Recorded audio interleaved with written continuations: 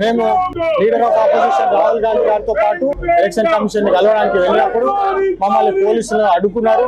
ఇది కేవలం BJP party నిరంకుశ పాలన అని చెప్పి తెలుస్తుంది స్పష్టంగా.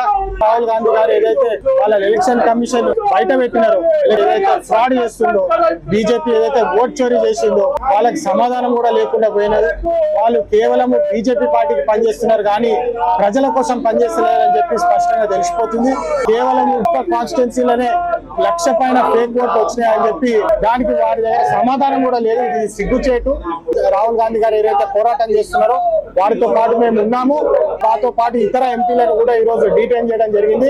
ఇది కేవలం బీజేపీ పార్టీ నిరంకుశ పాలనతో జరుగుతున్న ప్రభుత్వం కానీ ప్రజల ప్రభుత్వం కాదని చెప్పి స్పష్టంగా తెలుస్తుంది. దీని ఎట్టి పరిస్థితుల్లో మేము వ్యతిరేకిస్తాము. మేము ఈ ఓట్ చోరీ అంశాన్ని గల్లీలో తీసుకుపోయి వాళ్ళ ఓటు హక్కు ఏదైతే ఉన్నదో మేము నిలబెడతామని చెప్పి మళ్ళీ ఒకసారి తెలియజేస్తున్నాము. జై హింద్.